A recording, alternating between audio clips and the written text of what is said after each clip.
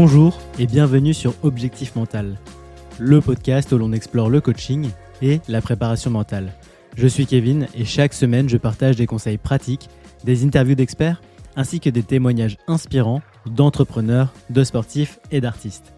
Mon objectif est de vous aider à débloquer votre potentiel pour performer en toute sérénité, que ce soit dans votre vie professionnelle ou extra-professionnelle. Je vous souhaite une excellente écoute. Bonjour Annelle, comment vas-tu ? Bien et toi ? Très bien, merci. Écoute, je suis très heureux de pouvoir enregistrer à l'INSEP, donc je te remercie pour ça. Donc INSEP, qui est l'acronyme de Institut National du Sport, de l'Expertise et de la Performance. C'est l'endroit où l'on forme des champions dans toutes les disciplines sportives quasiment. C'est un endroit qui me fait rêver depuis que je suis petit, parce que beaucoup de champions sont passés ici.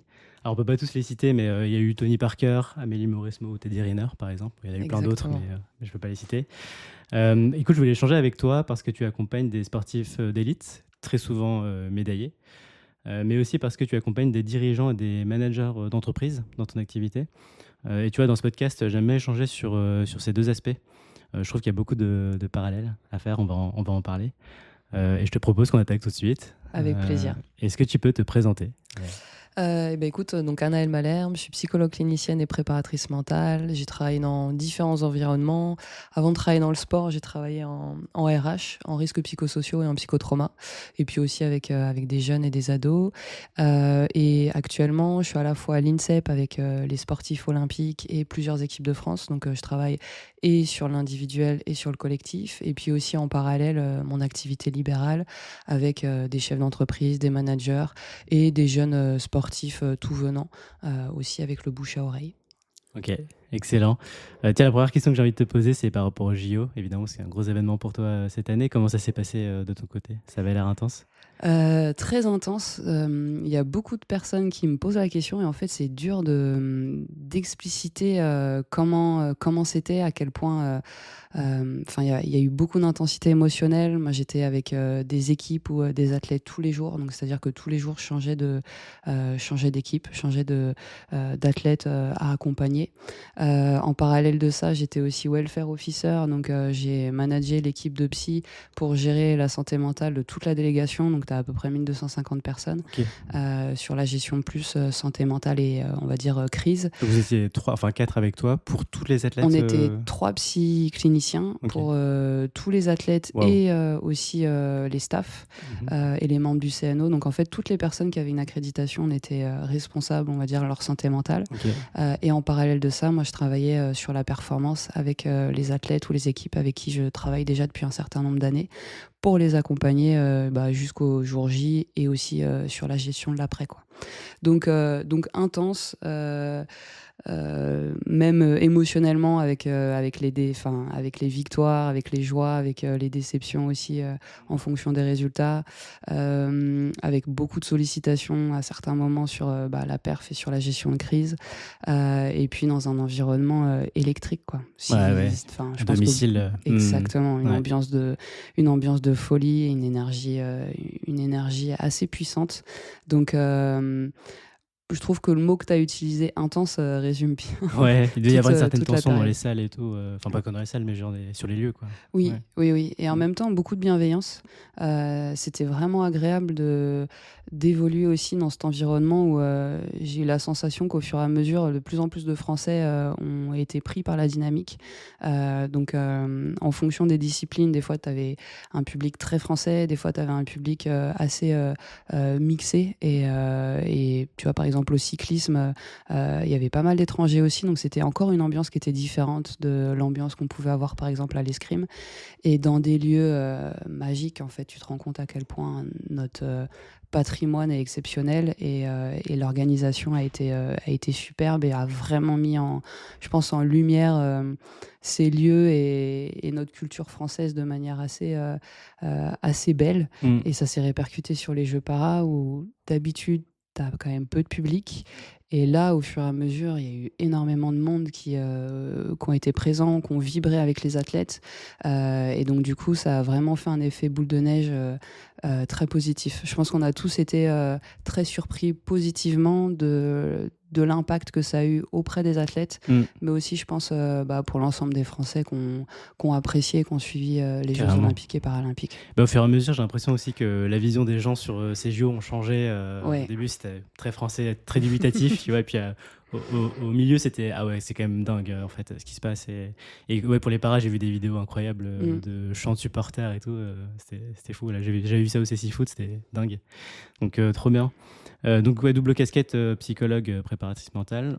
Quelle est la différence, tu vois, entre la psychologie, la préparation mentale et en fait, sur un troisième point que je vois aussi, c'est le coaching plutôt. Si tu arrives à nous faire la différence entre les trois. Alors, je vais forcément on va dire fortement schématiser. Pour moi, la préparation mentale, c'est souvent l'image que je prends et qui va parler peut-être à certains, c'est l'image de l'iceberg. En fait, tu vas avoir la phase visible qui est la phase consciente. Et donc, du coup, quand tu travailles en préparation mentale, tu es vraiment sur l'optimisation et on va dire le renforcement d'habilités ou le développement d'habilités mentales. Donc, assez proche de quelque chose qui est assez comportementaliste, dans l'idée de développer des outils et améliorer ta concentration, la gestion de tes émotions, etc. L'aspect psy, on va travailler beaucoup plus en profondeur. Déjà, c'est pas la même formation. Et tu vois, là, il y a tout un débat actuellement sur cet aspect-là. Psychologue, personne peut se dire psychologue sans avoir passé le diplôme. Préparateur mental, Ah oui. si toi, tu le veux... Tu dis que tu es préparateur mental et tu n'as pas forcément suivi de formation ou ça peut être 2 heures comme 1 an, quoi. Donc la psycho, l'idée, c'est de comprendre le fonctionnement aussi inconscient, comprendre comment s'est construit aussi l'individu, le lien avec son environnement, qu'il soit familial ou qu'il soit aussi lié à l'environnement sportif. Et donc du coup, c'est de capter aussi des fois certains blocages qu'on peut avoir, qu'on va répéter. Et quand tu cherches à poser un outil prep mental dessus, si tu n'as pas travaillé le fond, tu sais que ça va pas fonctionner. Donc moi, je joue beaucoup sur les deux. En fait, dans ma pratique, les deux sont vraiment liés, mais je vois pas la possibilité de travailler de manière complète avec un individu, que ce soit un athlète, un entraîneur, un manager, sans avoir ces deux versants.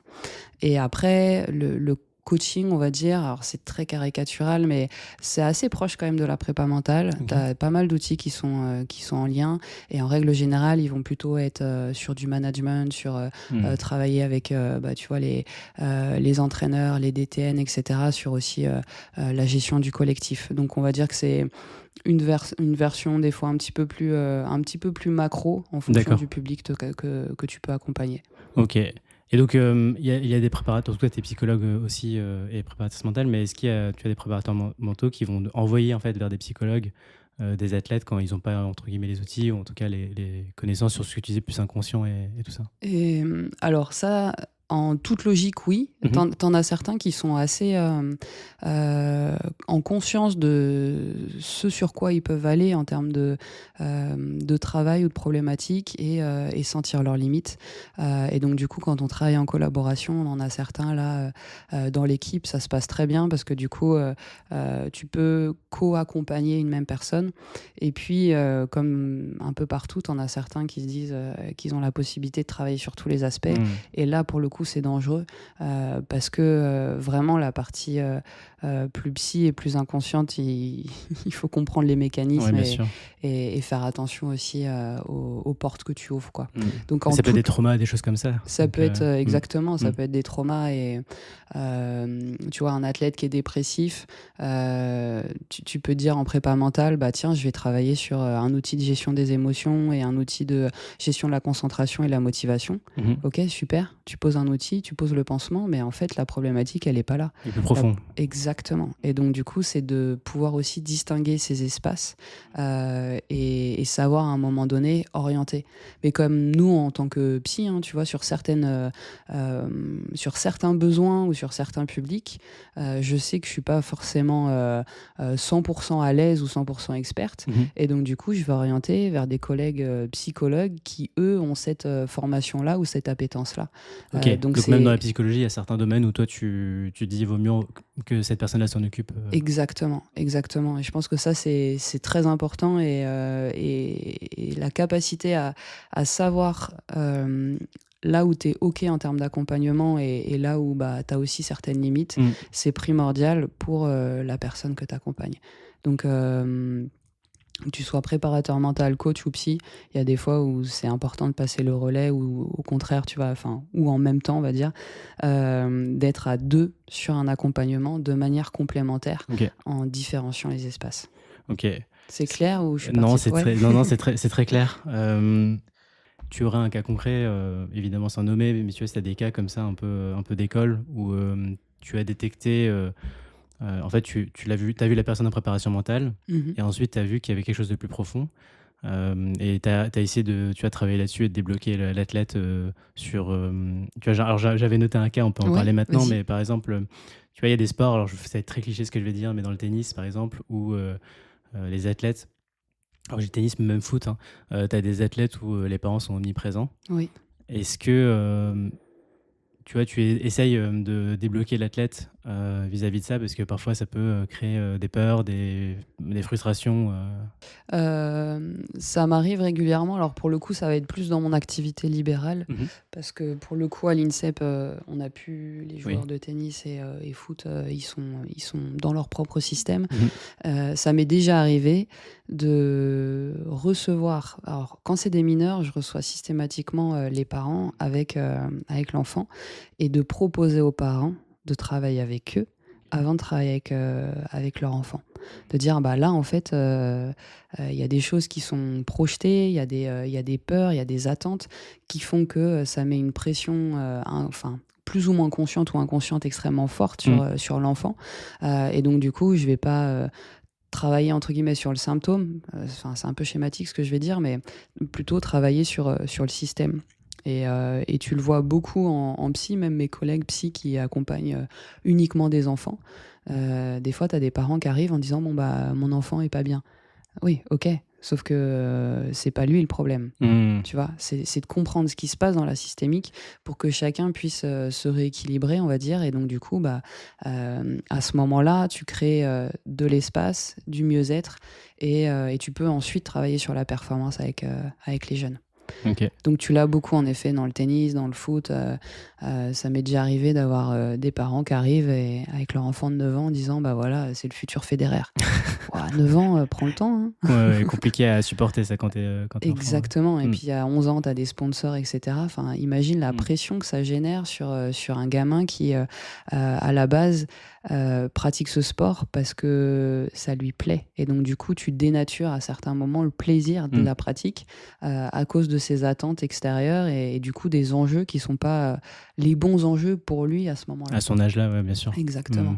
C'est marrant, ça me fait penser, tu vois, dans les entreprises familiales, tu as un peu ça aussi.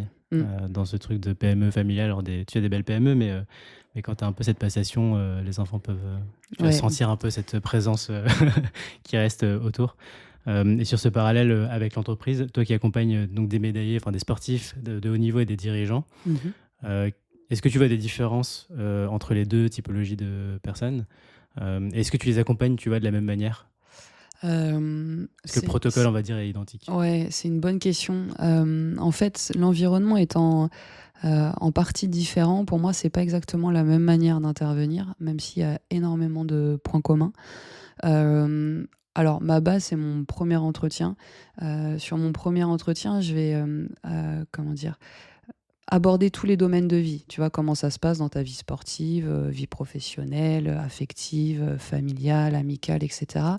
Pour avoir un peu une idée de, comment la personne est, quelle est son histoire et puis, en fait, déjà identifier ses ressources et ses points de blocage. Mmh. À la fin de ce rendez-vous-là, je vais, en règle générale, faire un feedback. Souvent, c'est dès le premier entretien. Si on n'a pas eu le temps d'aller au bout, ça va être sur le deuxième entretien. Mmh. Lui dire: «Voilà, moi, ce que j'identifie, c'est ça, ça, ça. Est-ce que ça te parle?» Et donc en lien avec ça, ça me permet, moi, de construire un petit peu les pistes de travail qu'on va avoir ensemble. Les liens qu'il y a, ça va être la gestion de la pression, ça va être, pour certains, comment je fais pour, rester motivé ou motiver mes équipes en Mmh. tant qu'entraîneur ou en tant que manager. En fait, c'est la pour moi le même besoin. Mmh. Comment je peux comprendre les personnes que j'accompagne, que ce soit mes athlètes en tant qu'entraîneur ou que ce soit mes collaborateurs en tant que manager. Il va y avoir Un parallèle assez fort, c'est par exemple entre un dirigeant et un athlète de haut niveau. Euh, pour moi, dirigeant et manager, tu as quand même un gap qui est différent. Le dirigeant, à un moment donné, il peut pas verbaliser à tout le monde qu'il a des doutes. Et donc, du coup, le seul espace qui trouve, en tout cas, c'est ce que je vois, tu vois, par rapport aux gens que j'accompagne, c'est l'espace qu'on a ensemble. Parce que c'est OK de pouvoir dire, bah là, j'ai peur, là, c'est OK, là, je sais pas, etc. Un athlète de haut niveau, c'est pareil. Mmh. Tu le vois là dans les médias, on les met sur un piédestal, les héros, etc. Mais en fait, c'est des personnes comme toi et moi, avec des fois des manques de confiance, des fois des peurs, des croyances positives, négatives, etc. Et donc, du coup, ce qui est complexe, c'est que ils sont forcément à un moment donné où ils sont seuls face à la décision. Mmh. Que ce soit sur le ring, sur la piste ou tu vois sur ton plot de départ, ou que ce soit à certains moments sur des décisions liées à des investissements, liées à ta stratégie Mmh. commerciale ou autre, enfin peu importe. Mais donc là, il y a un point commun qui est assez important. La deuxième chose, c'est que euh, pour moi, l'une des bases, c'est apprendre à te connaître. Mmh.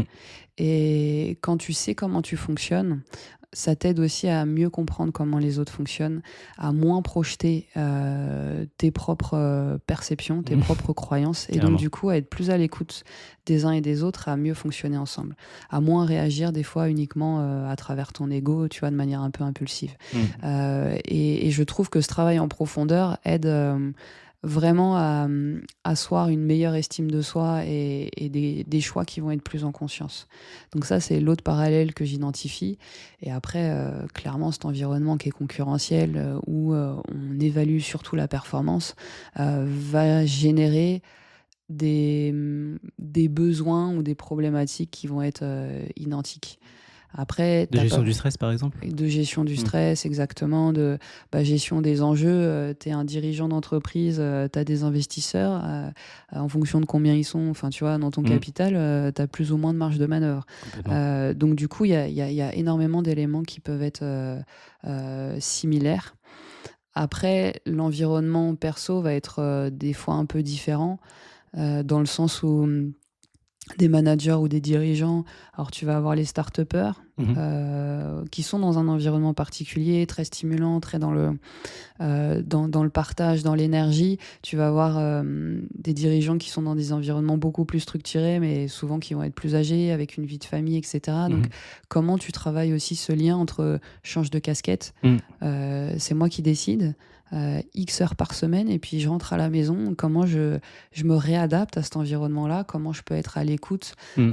de ma femme, de mon conjoint, de mes enfants. Et donc, du coup, il y a aussi toute cette appréhension-là qui est extrêmement importante et qui, des fois, peut être un peu différente par rapport à des athlètes de haut niveau où tout est construit autour d'eux et t'en as certains qui n'ont pas forcément encore de vie de famille, tu vois. Et donc, du coup, c'est plutôt comment je gère mes relations affectives, comment je gère mes relations amicales ou mes études, tu vois, sur ce double projet. Donc, il y a des choses qui vont quand même être différentes par rapport à ce côté environnemental. C'est intéressant sur les études. Est-ce que la prépa mentale, tu les aides, donc un athlète de très haut niveau performe dans son sport. Sur les études, peut-être, alors c'est possible que ça arrive, hein, mais qu'il est moins bon ou elle est moins bonne. Est-ce que tu essayes, tu vois, d'appliquer les outils que tu as, enfin pas les outils, mais en tout cas l'accompagnement que tu as sur le sport et de l'aider en même temps sur la partie études et vie professionnelle? Parce que, tu vois, j'ai un peu l'impression que si on met tous les œufs dans le même panier sur le sport, on ne sait jamais ce qui peut se passer. Mm. À côté, tu vois, s'ils n'ont pas, on va dire, un plan B. Tu vois, est-ce que toi, tu essaies Moi, je vais. de suivre là-dessus aussi? En fait, je fais en sorte que on puisse aborder ces différents aspects pour que ça puisse être équilibré dans sa vie. Alors, ça va pas être un équilibre à 50-50, mais il y a des études qui montent.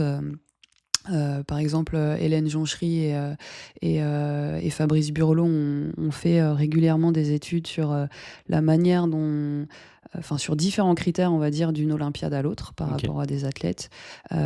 Et une stat qui est récurrente et que je trouve assez parlante, c'est que ceux qui ont des études ou un job à côté, alors quelques heures, tu Mhm. vois, parce que Oui, de toute quand façon, tu t'as pas le choix. t'entraînes Mm. 30-35 heures par semaine, tu vas pas pouvoir Ouais. bosser 35 heures non plus, mais vont avoir une meilleure gestion des fois de la performance parce que ça te permet justement de stimuler différemment et de pas mettre tous tes œufs dans le même panier. Intéressant. Donc pour moi, cette notion d'équilibre, elle est primordiale et tu vois, pour faire le lien avec les jeux cet été, je l'ai énormément travaillé en amont pour pouvoir gérer la redescente derrière Ouais. entre ceux qui arrêtent, ceux qui continuent et donc du coup de se dire voilà, t'es pas uniquement athlète de haut niveau, mais comment tu te développes et tu vas continuer de te développer dans tes autres domaines de vie.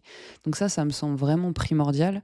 Après, leur demande, elle va pas toujours être rarement être sur l'optimisation des études. Tu vois, avec des jeunes qui préparent des concours, médecine, des écoles de co, etc. Là, je peux être sur l'optimisation. Mm.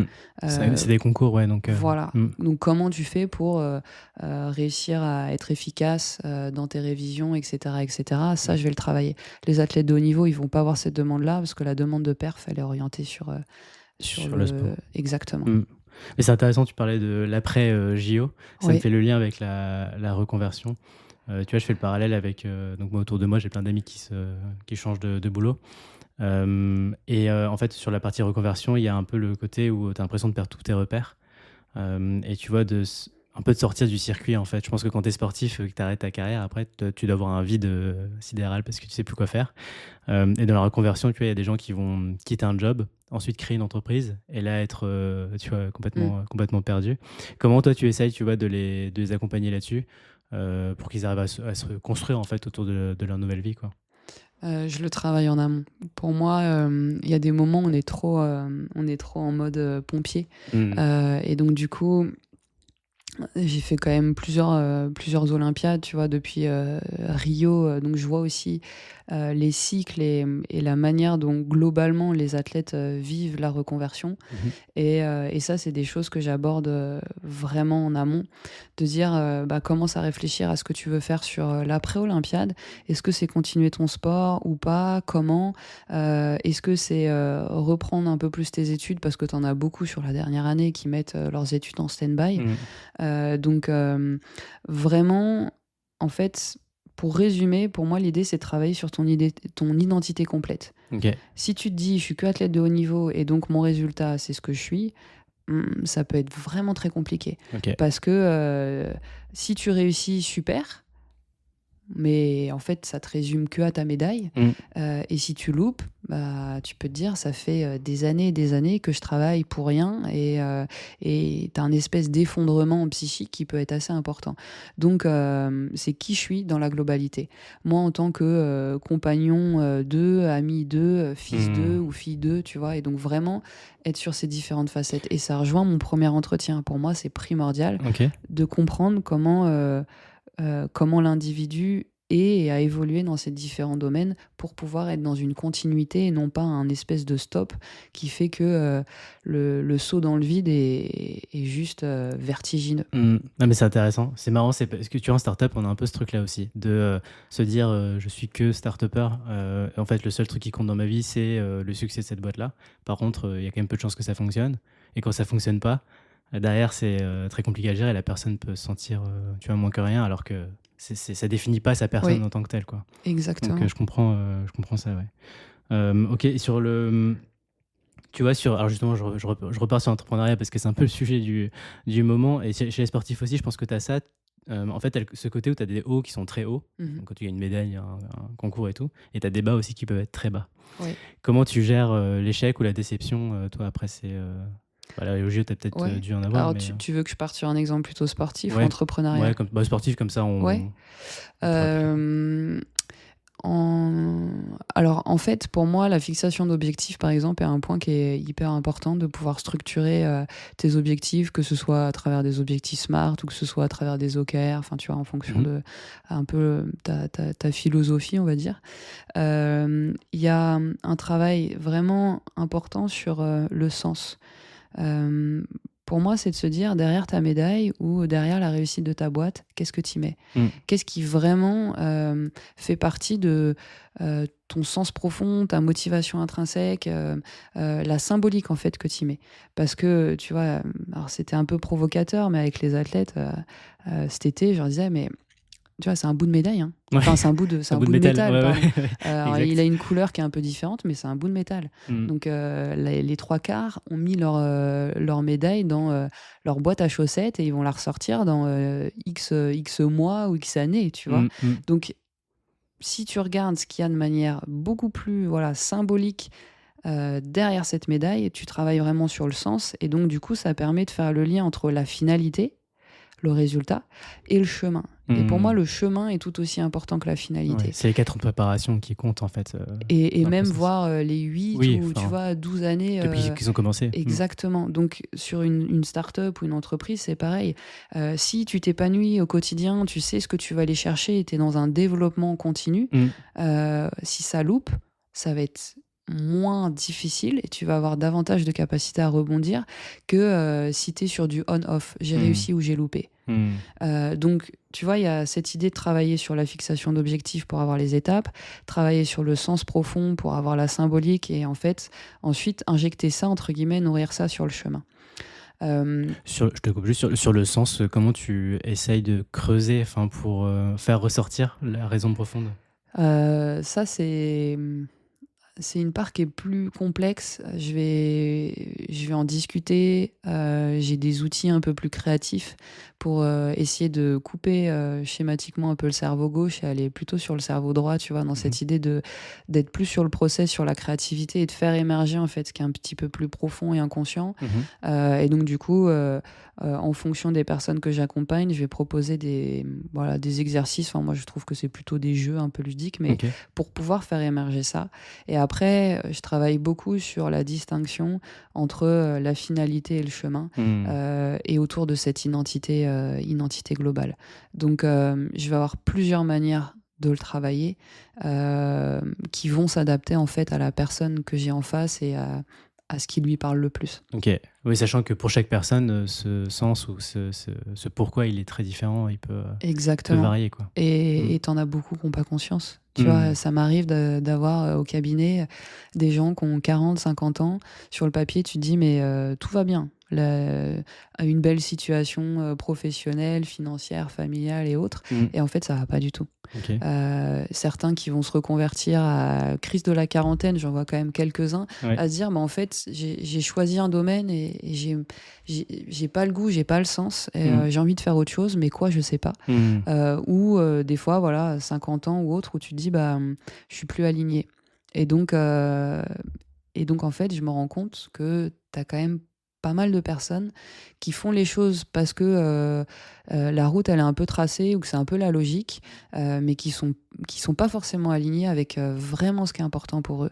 Et ça amène des fois à retravailler sur l'éducation, sur les valeurs acquises, etc. De se dire, il y a ce que mon environnement, des fois familial ou social, a induit, Mm. et ce que moi je veux vraiment. Et alors là, c'est une super porte à ouvrir, Mm. et pour autant, elle peut faire peur, mais être assez libératrice par la suite. Et je trouve qu'il y a beaucoup de personnes qui n'ont pas le sens, comme les Mm. athlètes au départ, hein, tu vois, je veux ça, ok, pourquoi, ouais, mais du coup, si je suis médaillée olympique, bah, ça veut dire que mes années d'engagement auront payé. Ok, Mm. mais si tu ne l'es pas, il se passe quoi?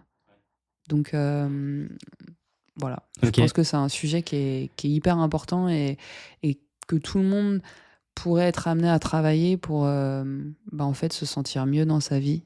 Faudrait le faire assez tôt, en fait, ce travail, finalement, je trouve, parce que... Oh, alors, ça fait peut-être partie du sens de la vie aussi, de s'en rencontrer un moment, mais tu vois, moi, en école de commerce, pour on prend cet exemple-là, je dirais pas la moitié, mais une bonne partie de la promo, et là, à Mmh, 30, tu vois, 30-35 ans, en train de se dire, bon, pourquoi je suis là, quoi? Pourquoi je mmh, fais ça? Et ils sont tous en train tu vois, de regarder ce qu'ils peuvent changer. Donc, effectivement, cette question de sens, mais c'est important de se la poser peut-être assez tôt, quoi, ouais. je pense. Et tu vois, je pense que la génération qui est en train d'émerger là, elle est intéressante parce que ils sont entre le boulot, mais aussi, j'ai besoin d'avoir un équilibre de vie. Mmh. J'ai pas envie de me mettre la tête dans le sac, entre guillemets, et du coup, pas avoir de vie perso. Donc, je veux que ça c'est de l'impact. Je vais bosser, je sais pas moi, dans l'environnement, dans l'écologie, etc. Et donc, du coup, sur ces jeunes-là, moi, ils me font assez écho parce que je me dis, mais enfin, cool. Mmh. Ils sont, pour certains, déjà en train de se poser cette Ils l'ont question et de se compris tôt, dire quoi. Mmh. exactement Mmh. quel impact je veux avoir. Et je me dis qu'il y a des belles choses qui peuvent, tu vois, qui peuvent émerger. Mmh. Et en même temps, ça rejoint ce côté, notre environnement où, on va dire le moment où on est né, où tu vois, nos générations, en fait, pour simplifier, ont aussi, des caractéristiques avec des super forces et des points de blocage. Mmh. Enfin voilà, je pars loin, mais je trouve que c'est assez intéressant à Ouais. creuser aussi. Ouais, ouais, carrément. Non, mais je vois très bien. C'est vrai que les jeunes générations sont beaucoup plus sur, qu'est-ce que je peux faire de bien finalement pour ce monde? Ouais. Peut-être moins qu'avant, quoi. Ma génération, c'était, en gros finance, marketing et c'était, tu vois, en école de commerce, tu avais 2 choix, quoi. L'entrepreneuriat ou, les trucs à impact, c'était pas du tout, le cas et maintenant je vois que ça change Mmh. je voulais aborder sur, la préparation mentale, le sujet des croyances, limitantes. Mmh. Chez les athlètes de haut niveau, il y en a, je pense, évidemment, mais, chez les entrepreneurs aussi ou les managers ou les dirigeants. Comment tu fais toi pour travailler, là-dessus? Dans quel but? En fait, pour se mettre moins de limites, peut-être oser plus, et prendre plus, de risques. Alors maîtriser, mais prendre plus de risques. Hem, Hem, alors, Tu vois, ça aide alors par exemple, en je sens que tu as une idée, ouais, derrière la dans tête. les croyances, limitantes, en entreprise, tu peux avoir, «Je suis pas fait pour, être, dirigeant, directeur commercial ou directrice commerciale» ou tu vois? Mmh. En fait, c'est pas, peut-être si, les personnes se mettent trop de freins et tu vois, de limites à leurs Ouais, ambitions, alors que les capacités, elles les ont. ouais. Mais par contre, elles vont se bloquer sur justement ce type de croyance, quoi. Hem, alors, je vais schématiser encore pour simplifier les choses. Pour moi, il y a deux voies d'entrée qui sont complémentaires. La première, c'est de comprendre d'où ça vient. Et souvent, nos croyances limitantes, en fait, on nous les a refourguées, pour faire simple. Et donc du coup, alors soit on nous les a refourguées, soit, en tant que, tu vois, jeune enfant ou jeune ado, on a interprété certains signaux en se disant: «Je suis pas faite, pour être directrice commerciale» ou, Mmh. tu vois? Ou «Je suis pas à la hauteur» ou un prof de maths, qui te dit: «Tu nul en maths» et puis d'un coup, tu dis: «Ah mais en fait, je comprends rien aux chiffres». Donc il y a un moment où, pour moi, l'idée, c'est de se dire: «Elle vient d'où cette croyance? Et en gros, qui est-ce qui te l'a refilée? Ou Mmh. quel est l'événement qui fait que tu l'as interprété comme ça?» Pour revenir à la source et en fait, amener à la déconstruire.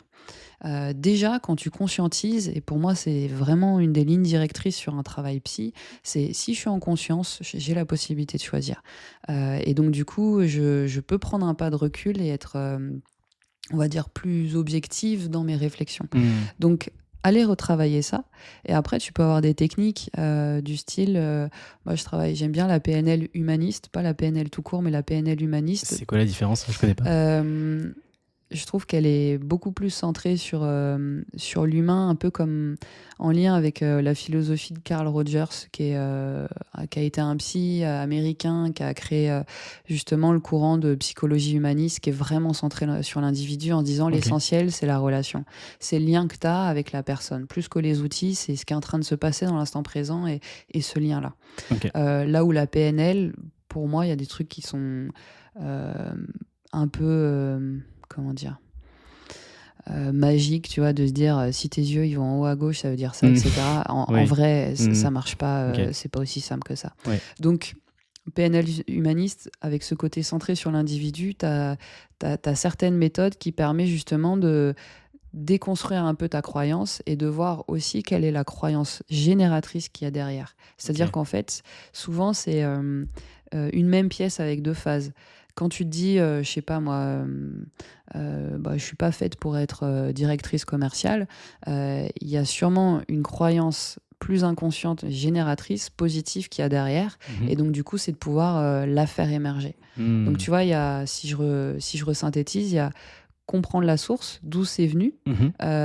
ou à quel moment c'est venu, pour nettoyer, retravailler tout ça, ou gentiment rendre les croyances aux uns et aux autres, tu vois, pour te réaligner par rapport à toi-même, et faire ce travail de déconstruction et d'identification de la croyance positive ou la croyance génératrice qui est cachée derrière cette Ok. croyance-là. Donc C'est clair ou pas? un contre-exemple, par exemple, c'est ça, c'est tu vois, une personne qui se dit pas capable d'avoir un poste à responsabilité. Est-ce Mhm. que tu essaies de déconstruire en trouvant un exemple dans sa vie où Je la laisse le trouver. Ok. Parce qu'en fait, si moi je le pose, Hmm. c'est ma perception. Ok. Mais peut-être que elle, derrière tout ça, elle a un moment, une idée ou un vécu où elle va dire, mais en fait, si je sais qu'au plus profond de moi, je suis capable et j'en ai envie. J'ai prouvé dans, je sais pas moi, mon expérience que Ok. j'ai su relever des challenges, même quand mes proches y croyaient pas. Mhm. Ok, super. Donc comment on développe ça et comment tu peux le transposer pour contrebalancer, entre guillemets, cette croyance, la rendre moins puissante. Ok. Moins figé. Exactement. Ok.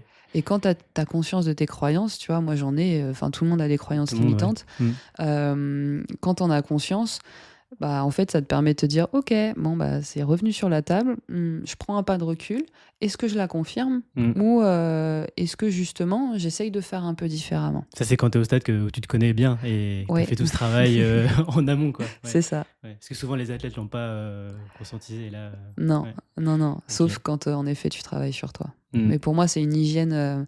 Enfin, je suis forcément biaisée, tu vois. Je suis psy, ça fait depuis que j'ai 15-16 ans que je travaille sur moi, donc ça fait plus que la moitié de ma vie que je travaille sur moi. Hmm. Ça me semble essentiel parce que tu es continuellement en train d'évoluer, que tu as des événements de vie qui vont rajouter des couches. Hmm. Et du coup, le fait de travailler sur toi, ça te permet de rester sur cet alignement et de l'adapter en fonction de tes besoins, de ton évolution personnelle ou l'évolution environnementale. De ce qui se passe, ouais. Ok. Ouais. Et toi, là, vu que tu suis beaucoup d'athlètes, est-ce qu'il y a des croyances limitantes communes, enfin, plutôt des récurrences que tu vois entre certaines croyances qui sont, on va dire, je sais pas, t'en as 5, 6 un peu connues comme ça, enfin, pas connues, mais que tu as repérées, tu vois, chez les athlètes? Je me suis jamais trop posé la question. Euh, je pense qu'il y en a une qui revient. Et pareil, comme en entreprise, hein, c'est je suis pas légitime. Hmm. Tu vois, le manque de légitimité perçue. Parce que bah, des fois, les parents, les entraîneurs ou un copain qui est meilleur ou autre, tu vois, qui fait que ça, c'est une croyance qui peut être assez dure à porter, qui peut générer le syndrome d'imposteur. Et donc, Mhm. en fait, quand tu as ce syndrome-là, bah, en fait, tout le monde se dit autour de toi, tu as le potentiel, t'es fort ou t'es fort, tu vois. Mhm. Mais il y a une part de toi qui te met des bâtons dans les roues. Donc, la légitimité, c'est quelque chose qui est récurrent. Et sur les autres, il faudrait que j'y réfléchisse, Mhm. que je prenne un pas de recul et je te dirai. Ouais, carrément. Mais syndrome de l'imposteur, c'est marrant. Ça, on m'en parle beaucoup. Parce qu'on m'a commissionné aussi en venant ici de me dire, ah, est-ce que tu peux poser cette question-là?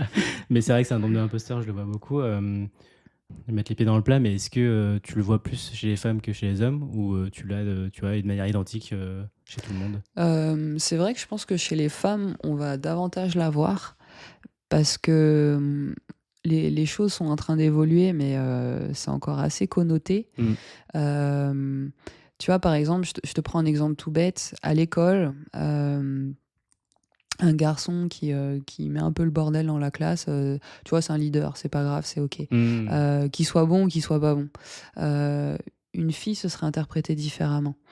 Et puis, une fille, bah, encore un peu dans l'inconscient collectif, ça fait pas de bruit, ça bosse et tu vois, c'est sage. Mm. Euh, un garçon, on peut avoir plus de possibilités de s'exprimer et ce sera moins mal vu Mm. qu'une fille.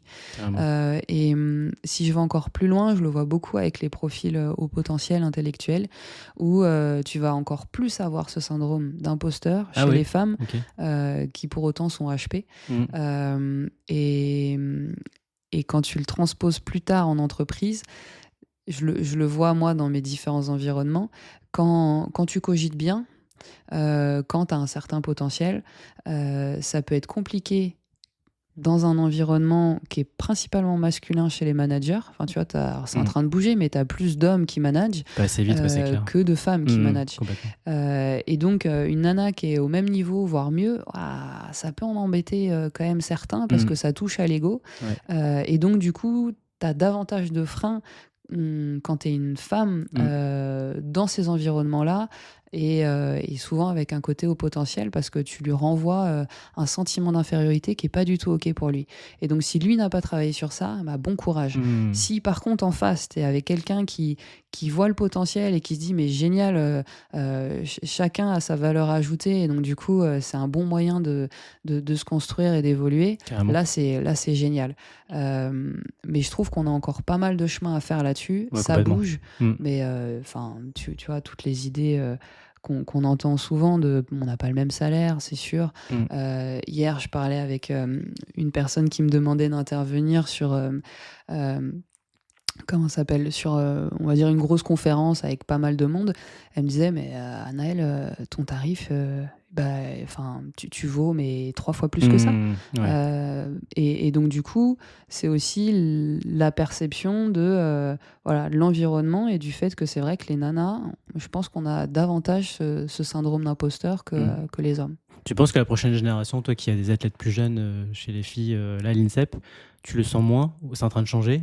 Parce que c'est vrai que dans ma génération, complètement d'accord avec toi. Enfin, je vois autour de moi des filles qui pourraient créer des boîtes, faire plein de choses incroyables, mais qui se limitent par l'éducation malheureusement.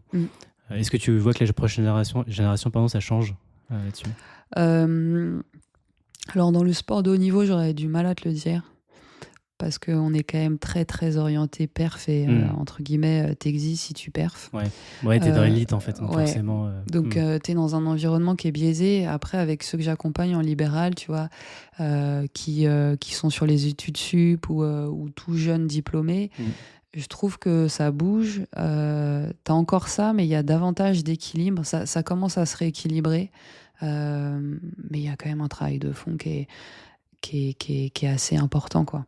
Alors je pourrais rentrer dans des sujets complètement différents et on pourrait partir loin, mais ouais, il y a des choses à faire évoluer et qui demanderont du temps.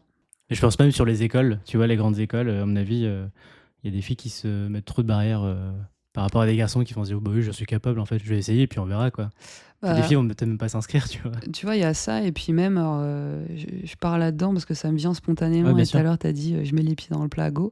Mais tu vois, même par rapport à la sexualité, quand tu regardes comment c'est véhiculé dans notre société, sur, par exemple, les films porno que tu peux avoir, en fait, ils sont faits autour de l'homme, ils sont pas faits autour de la femme. Et donc, les gamins qui voient ça, et je crois que les stats à 12 ans, les gamins, enfin, tu vois, les gamins sont déjà exposés à ça. Donc tu dis bon, t'es pas encore un adulte. Non. Et si la représentation que t'as du rapport sexuel, c'est ça, et bah bon courage pour la suite.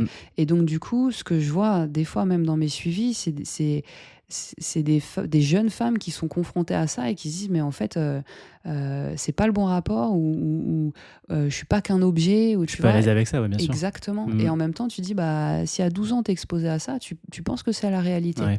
Et tu vois, je pense que ça part même de ces sujets-là, de la manière dont de supériorité de tout ça. Exactement.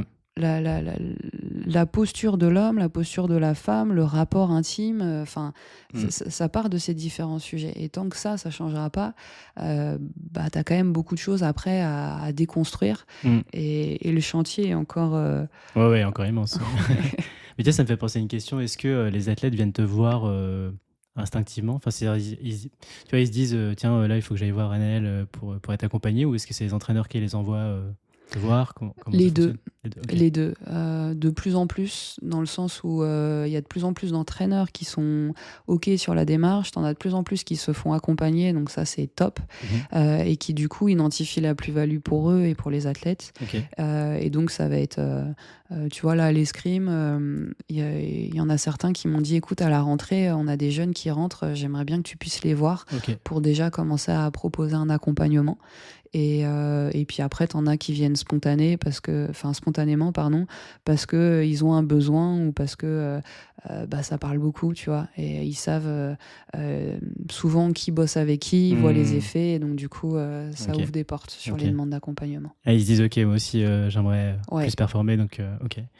Intéressant. Et pareil, là, je reviens, donc le lien, c'était la différence homme-femme. Est-ce que tu vois plus les filles qui viennent Oui, Ouais, ok. j'ai plus Intéressant. d'accompagnement de filles que de garçons, Ok. parce que je pense que c'est encore un petit peu plus dur des fois pour les gars euh, des fois de parler de soi, d'aller ouvrir la boîte de Pandore où tu as pas mal d'émotions Hmm. quand tu travailles sur des choses qui sont plus ancrées, plus profondes. Et puis, tu as encore cette croyance qui est en train de changer, de se dire, bah, si je vais voir un psy ou un prep mental, c'est que j'ai un problème. Ouais, ouais, ouais. Ou que je Là, suis faible ou et- que. Ouais. Hmm. exactement. Et donc, Ok. je vais trouver mes solutions par moi-même et je suis fort. Bon. Là où, au final, tu as le curatif, tu vois, enfin, tu as le préventif, le curatif, et puis tu as le fait que potentiellement, un travail sur soi, à un moment donné, tu développes. Hmm. Tu vois, tu as fini de faire un travail de fond, alors même si c'est toujours un peu continu, mais tu peux aller renforcer des choses qui vont bien. Et moi, je suis plutôt partisane de ça, de se dire, bah, qu'est-ce qui est aussi OK et comment on peut bosser dessus pour que tu puisses le pérenniser ou revenir là-dessus dans les moments qui sont un peu plus difficiles. Donc, je pense qu'il y a encore voilà, du chemin à faire là-dessus. Et pour les gars, c'est un peu plus difficile, mais ouais, ça doit être un tiers, deux tiers à peu près. Ok, ah ouais, quand même. Hmm. Mais c'est en train de changer, puisque tu vois, je vois des athlètes, Teddy Riner en parler, on va dire, dans les médias, qu'ils se faisaient accompagner et tout. Peut-être que ça va changer au fur et à mesure. Ça prend un peu de temps, mais. Hmm. Ça bouge de plus en Hmm. plus. Clairement, ça Ouais. bouge de plus en plus. Même la partie psychologie, tu vois, il y a beaucoup comment dire, d'informations qui sont faites sur la santé mentale. Mm. Donc je pense que c'est une bonne chose, mais comme tu dis, en fait, c'est apprendre à se connaître et après, derrière, on peut dérouler, quoi. J'avais un sujet sur la gestion du stress. Comment tu aides les athlètes à gérer leur stress avant un grand événement? Alors là, les JO, c'est le cas parfait, puisque c'est un peu on va dire, la date après toute cette préparation. Et j'imagine que certains étaient très stressés et peuvent perdre leurs moyens, peut-être. Comment tu essayes de leur faire gérer ça pour être performant le jour J, quoi? Bah, je reviens sur les bases dont on a parlé, ça fait le lien sur le sens. Si je suis alignée avec mon sens, que la finalité soit là ou pas, déjà ça apaise. Hmm. Et faire en sorte que le chemin soit voilà, tout aussi important que la finalité. Je te ferai après une petite anecdote là-dessus, mais pour moi, il y a cet aspect-là. Et puis après, tu vas avoir le travail sur l'environnement. Tu vois, j'ai fait des ateliers avec les athlètes que j'accompagne où j'ai fait en sorte de mixer un peu les sports Mhm. pour qu'il puisse y avoir du partage sur comment je vis les choses, c'est quoi les tips que j'ai. D'autres ateliers avec l'environnement, de pouvoir travailler avec les entraîneurs et travailler avec les parents pour dire bon bah voilà, c'est quoi la place de chacun, et pouvoir des fois passer des messages par rapport aux proches qui veulent bien faire mais qui rajoutent une pression Hmm. supplémentaire. Donc ça c'est un point qui est important, mais tu vois c'est de la systémique, c'est travailler sur le système. Et puis après tu vas avoir les outils d'optimisation, les routines de perf, la fixation d'objectifs, Ok. les exercices de gestion du stress, relaxation, respi, discours interne, enfin tout ce que tu as un peu dans le classique, on va dire, Hmm. sur la prépa mentale. Ok. Et tu vois, il y a ces différentes strates.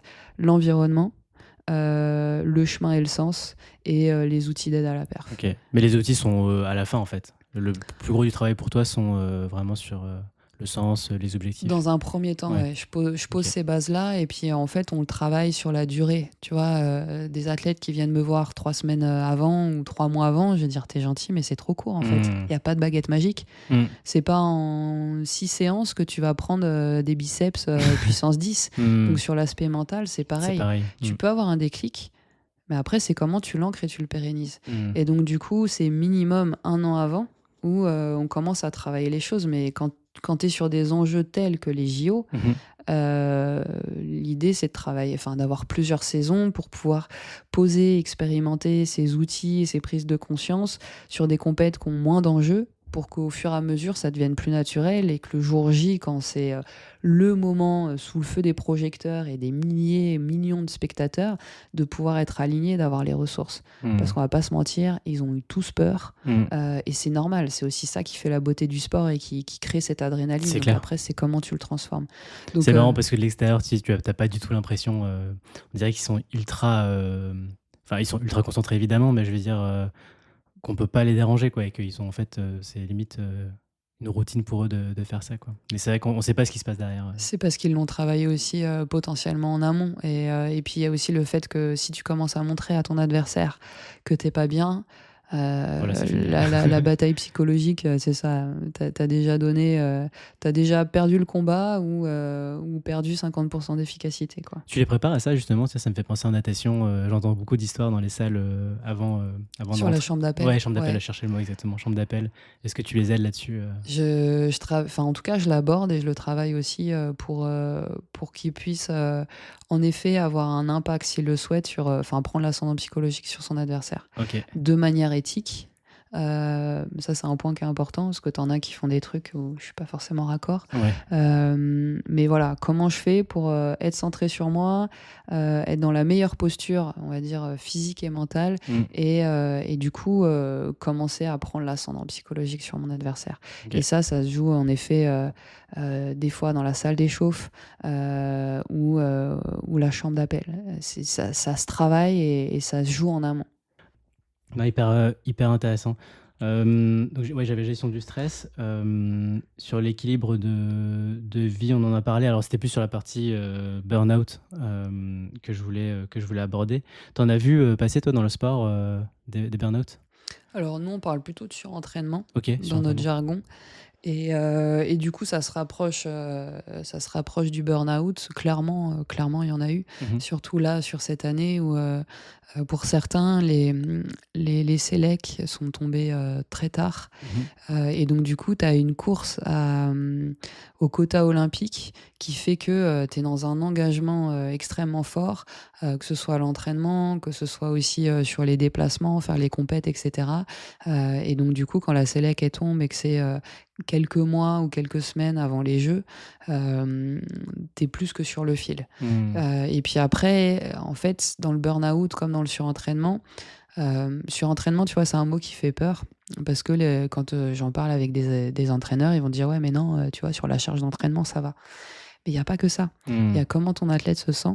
Est-ce qu'il a énormément de travail à l'école en parallèle et donc en fait, Ce qui récupère, en fait. ouais, c'est ça. Mm. Est-ce qu'il récupère? Est-ce que tout est OK? Et même dans sa vie perso, s'il y a des choses qui sont dures, il vient de se faire larguer, il a beaucoup de travail à l'école avec, je sais pas, ses partiels et en plus sa charge d'entraînement quotidienne, il peut se retrouver dans cet épuisement et pas forcément lié au sport en lui-même, mais lié à l'ensemble de ses domaines de vie. Ok. Et donc, non, tu vas pas essayer de faire adapter le plan d'entraînement, c'est pas ton rôle, mais tu en discutes avec l'entraîneur et lui essaye ensuite de réadapter ou comment? Je vais en discuter déjà avec l'athlète. S'il est OK, je fais le lien avec le médecin. Ok. Et donc, du coup, je vais aussi en parler avec l'entraîneur ou si l'entraîneur est pas très open sur le fait de pouvoir dire bah écoute, là, est-ce que tu peux lui laisser quelques jours off parce qu'il a besoin vraiment de récupérer. Je vais passer par le médecin. Ok. Et tu vois, à l'escrime, ça fait des années que je travaille avec eux. Si je dis à Emeric ou Yann, enfin des entraîneurs, bah là, l'athlète, c'est dur. Je pense que c'est important que tu puisses lui laisser du temps parce que ça va aller à la blessure. Enfin, en tout cas, c'est un risque. Ils vont l'entendre parce qu'ils savent que je suis pas là pour avoir un impact négatif sur la perf, mais plutôt sur la santé mentale et donc du coup la perf à moyen terme. Ok. Parce que si tu forces et que tu te pètes, je sais pas, tu te fais les croisés, bah là t'as perdu. Bah 9 là, ans. ouais, t'as tout perdu. Hein. Donc du coup, on en parle pour trouver des solutions qui puissent être OK pour tout le monde et que l'entraîneur puisse aussi dire bah c'est OK ou non, on n'arrête pas l'entraînement, mais on aménage un peu et que le choix soit fait en conscience. Ok. Et ça a évolué la relation avec les entraîneurs parce que, genre, je sais pas de quand date, tu vois, l'arrivée de la prépa mentale dans le sport, notamment, mais est-ce que au début c'était mal vu par certains Mmh. entraîneurs et est-ce que les relations se sont améliorées, tu vois, ces dernières années depuis que tu Ouais, exerces? Ouais. ouais, ouais. Bah, tu vois, il y a des équipes avec lesquelles pardon, je pars régulièrement sur des stages et sur des compètes. Mmh. Donc, l'escrime, je fais partie de l'équipe. OK. Le pentathlon, c'est pareil, on est parti ensemble. Donc, enfin, il y a des équipes où c'est vraiment facile parce que je suis intégrée, ils savent comment je travaille. Je travaille aussi des fois avec certains entraîneurs, donc OK. ils ont cette expérience-là et ils savent aussi que l'idée, c'est de faire en sorte que l'individu ou le collectif soit le plus équilibré possible pour aller chercher la performance. En fait, on a le même objectif et donc on a des expertises qui vont être complémentaires. Mmh. Après, il y en a d'autres qui sont un peu plus, j'ai envie de dire, vieille école et qui vont te dire oui, oui, on est open, mais en fait, Mmh. si tu vois les athlètes, c'est dans le couloir caché derrière trois armoires. Là, autant te dire que ça peut pas fonctionner. Ouais. Et enfin, en tout cas, pas aussi bien. Et donc, il va pas y avoir le même rapport. Et c'est souvent dans ces moments-là où les athlètes vont être en souffrance parce que le l'entraîneur ou le staff est pas à l'écoute et donc du coup ça pressurise jusqu'à ce que ça pète. Ah ouais, OK et par contre après, l'athlète peut venir te voir, quand c'est, Ou trop pendant, tu ouais, vois? Ou ouais. pendant, donc c'est comment je fais pour les accompagner Mmh. et là, je fais vraiment le lien avec le médecin pour que des fois tu vois? Le médecin, il a aussi un droit de Bien veto sûr. sur certaines choses, mais c'est comment on peut protéger au maximum l'athlète.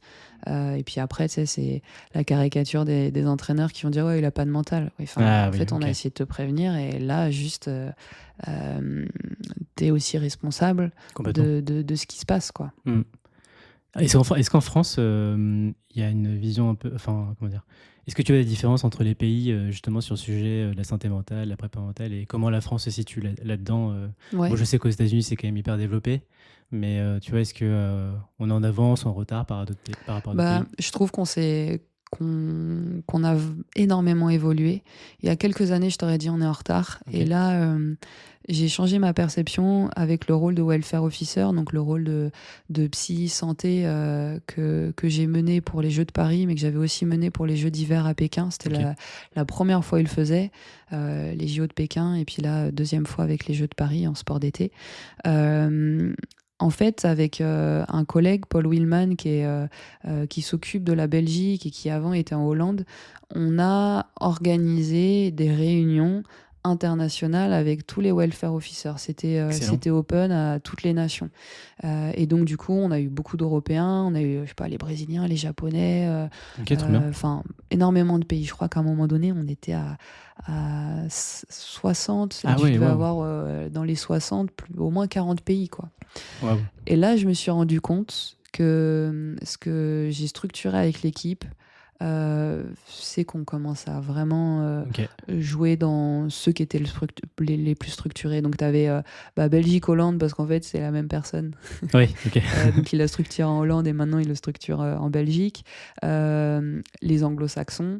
Et après, j'ai envie de te dire, enfin, vraiment, on était dans ceux qui étaient le Mmh. plus structurés, en tout cas pour cette mission-là, qui, mine de rien, est énorme sur le côté santé mentale.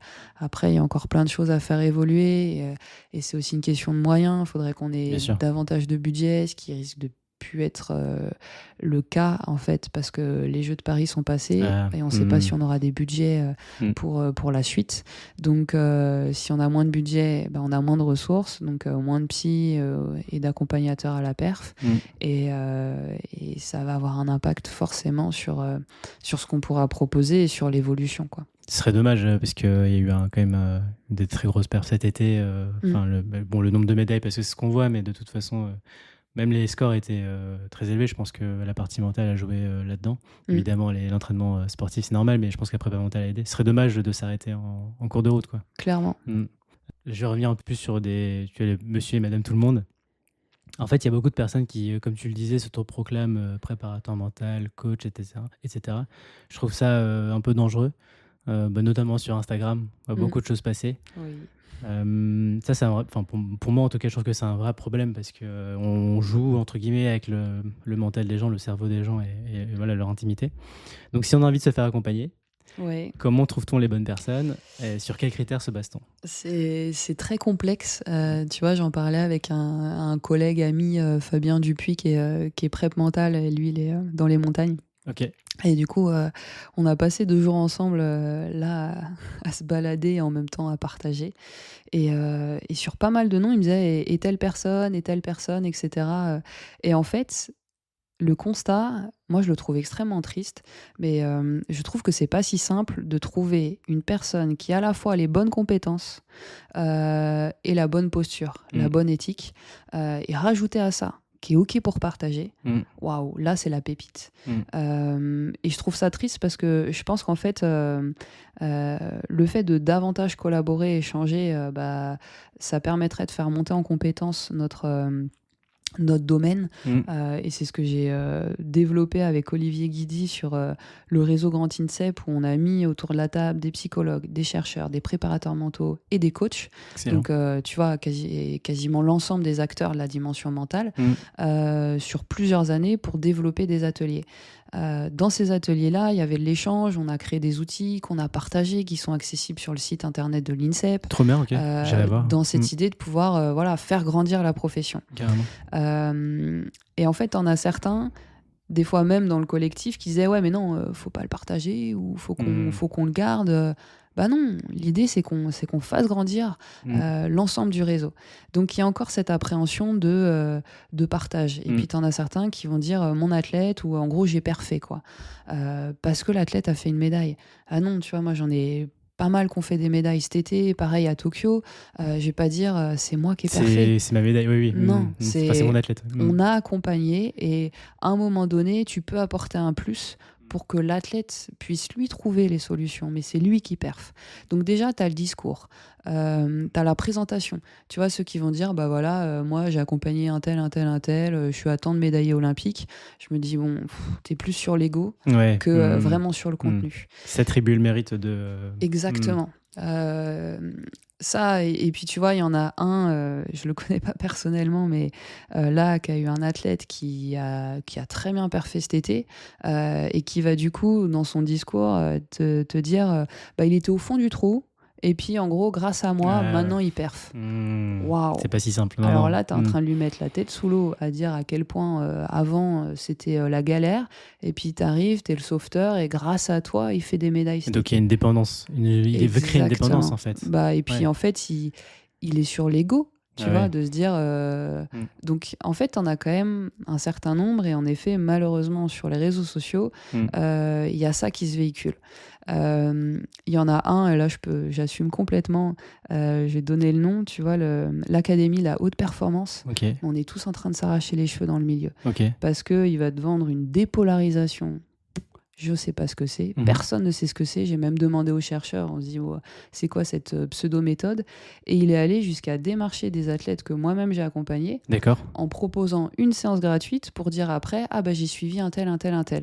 Et vu qu'il a eu la méthode, venez, vous allez voir la dépolarisation, ça change ta vie. Mais une recette magique en fait. Exactement. Et c'est pas parce que tu as proposé une séance gratuite que derrière tu peux dire je suis efficace. Donc tu vois, des méthodes comme ça, moi ça me pose question. Et donc du coup, il y a cette question de quelle est l'image qu'il véhicule. Est-ce qu'il est en train de mettre en avant systématiquement tous les athlètes et te vendre ça? Pour moi, là, tu as un point de vigilance. La deuxième chose, c'est que tu en as certains, ils ont suffisamment de temps pour faire 1000 posts Instagram. Si tu as le temps de faire autant, c'est qu'en fait, tu n'es pas sur le contenu. Et donc, du coup, bosse. Et quand tu bosses, en fait, tu n'as pas besoin de faire ça. Tu vois, moi, j'ai des collègues où j'aimerais bien leur orienter du monde, mais en fait, on est tous bookés. Et si tu n'as pas de dispo, c'est que déjà, tu sais qu'il peut y avoir potentiellement de la qualité.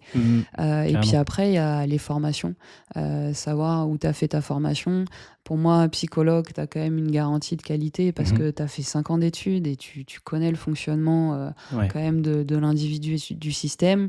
Sur la prépa mentale, tu avais fait un DU, toi? Moi, j'ai fait un DU qui était intéressant mais très théorique et qui m'a clairement pas suffi. Du coup, je suis allée chercher d'autres outils par la suite. Je me suis formée à la PNL humaniste, à l'hypnose, aux préférences motrices, à plein de domaines différents. Et en fait, c'est ça aussi, c'est de se dire, est-ce que l'intervenant que tu choisis a cette appétence aussi pour aller chercher différentes compétences et travailler sur lui. Ok. Je pense que c'est aussi un gage de qualité. Est-ce que tu travailles sur toi en tant qu'intervenant, soit en suivi perso, soit en supervision ou en intervision.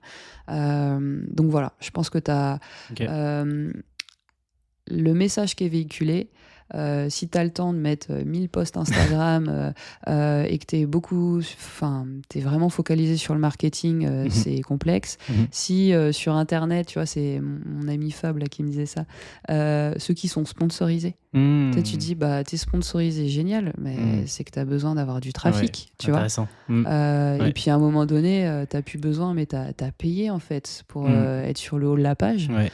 Et puis Ah après, oui, qui font de la pub. Ok, d'accord. ouais, tu vois, Ah oui. ou pareil, sur les pubs Carrément. Instagram, si tu as besoin à ce point-là de faire de la pub en indiv. Après, si tu vends une formation, je pense qu'il y a des choses qui sont différentes, mais oui, si t'es bon, en fait, ça se sait.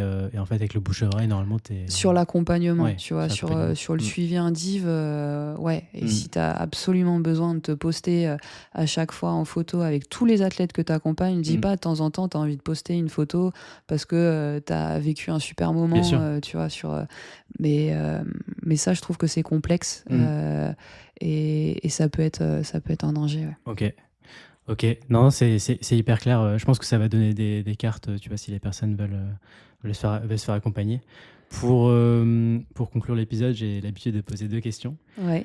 À la première, est-ce qu'il y a une personne qui t'inspire particulièrement, et alors que tu connais ou pas, hein, forcément? En fait, ça peut paraître bizarre, mais il y a peu de personnes qui m'ont inspirée. Et il y en a 2 qui m'ont principalement inspirée, dont une, j'en ai déjà parlé sur un podcast, c'est Yannick Noah. En fait, Yann comme Luc Alphand, le deuxième c'était Luc. C'est des personnes qui m'ont inspirée sur l'aspect sportif parce que j'ai eu l'occasion de les rencontrer avec Yannick, maintenant on est amis. Ok.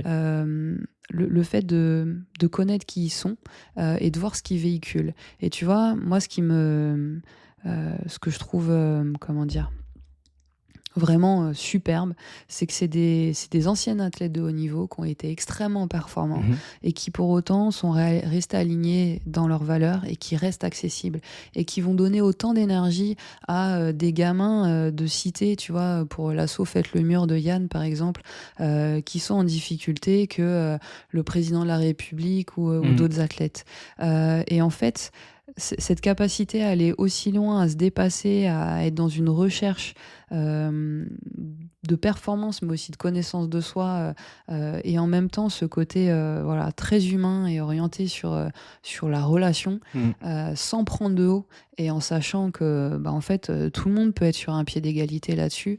C'est des choses que je trouve, moi qui me parlent beaucoup en termes de valeur. Carrément. Et l'autre aspect, c'est que tu vois, Yann, quand j'ai bossé avec lui sur la Coupe Davis, j'ai trouvé qu'il avait une aura et une énergie, mais c'est un meneur d'hommes comme un leader.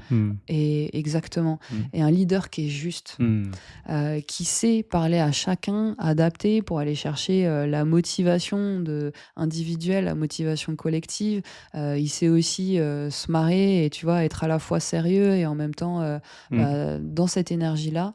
Et ça, c'est des choses que j'apprécie beaucoup et qui m'inspirent, et tout simplement parce que je pense que ça fait écho à mes valeurs. C'est intéressant parce qu'on parlait, tu sais, de l'identité, et de l'extérieur en tout cas, Yannick Noah, on a l'impression qu'il s'est construit pas seulement sur le sport, parce qu'il y a eu l'artiste et puis ensuite l'entraîneur, être entraîneur de l'équipe de France de tennis, mais ouais, donc on a l'impression que son identité, il a vraiment créé plus global que juste le tennis.